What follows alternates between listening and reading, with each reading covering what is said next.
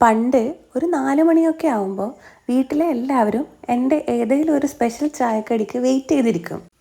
പിന്നെ ഇപ്പം കുറച്ച് നാളായിട്ട് ട്രിവാൻഡ്രത്തൊക്കെ ആയതുകൊണ്ട് തന്നെ എനിക്കിങ്ങനെ സ്പെഷ്യലൊന്നും ഉണ്ടാക്കാൻ പറ്റാറില്ല. അപ്പോൾ ഈ ആഴ്ച ഞാൻ വീട്ടിൽ തന്നെ ഇല്ലോണ്ട് എന്തെങ്കിലും ഒരു ചായക്കടി ഉണ്ടാക്കാമെന്ന് വിചാരിച്ചു. 1-2 ദിവസമായിട്ട് ഉള്ളിവട കഴിക്കണമെന്ന് നല്ല ആഗ്രഹമില്ലോണ്ട് തന്നെ വേറൊന്നും ആലോചിച്ചില്ല, ഉള്ളിവടയിൽ അങ്ങ് ഉറപ്പിച്ച്.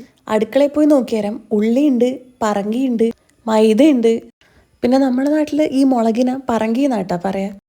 കരിയാപ്പില വീട്ടിൽ തന്നെ ഇല്ലോണ്ട് അതും പറിച്ചങ്ങ് കൊണ്ടുവന്നു. പണ്ടെന്തോ കേക്കാക്കാൻ വേണ്ടി കൊണ്ടുവച്ച ബേക്കിംഗ് സോഡ ഡേറ്റ് കഴിയാത്തതുകൊണ്ട് അതും എടുത്തു. പിന്നെ അങ്ങ് തുടങ്ങി. ഞാൻ പണ്ടേ ഫോളോ ചെയ്യുന്നൊരു മെത്തേഡാണ്, ഉള്ളി ആദ്യം എണ്ണയിലൊന്ന് വഴറ്റിയെടുത്തതിന് ശേഷമാണ് ഈ ഉള്ളിവടക്കില്ല മാവ് ഉണ്ടാക്കാറ്. അതാകുമ്പോൾ ഉള്ളി അത്യാവശ്യം നല്ലപോലെ വെന്ത് കിട്ടുകയും ചെയ്യും, ആ ഒരു പച്ചച്ചവ നമുക്ക് ഉണ്ടാവില്ല. ഞാനിതിൽ എക്സ്ട്രാ മുളക് പൊടി ഒന്നും ഇട്ട് കൊടുത്തിട്ടില്ല, ഞാനിങ്ങനെ പച്ചയായിട്ട് തന്നെ അങ്ങ് പൊരിച്ചെടുക്കുക ചെയ്തിന്. തിരുവനന്തപുരത്ത് പോകുമ്പോൾ ഞാൻ ശരിക്കും മിസ് ചെയ്തത് ഈ ഉള്ളിവടയൊക്കെയാണ്. അവിടുത്തെ ഉള്ളിവട എന്നൊക്കെ പറയുമ്പോൾ പരന്നിട്ട് ഒരു കുട്ട കഷ്ണം പോലത്തെ ഉള്ളിവടയാണ്. പണ്ടേ ഞാൻ കണ്ടിട്ടുള്ളത് കണ്ണൂർ പയ്യന്നൂർ സൈഡിലെല്ലാം ഇങ്ങനെ കുഞ്ഞി കുഞ്ഞായിട്ടാണ് ഈ ഉള്ളിവട ഉണ്ടാക്കാറ്. മറ്റേ സൈസിലുണ്ടോയെന്ന് എനിക്കറിയില്ല.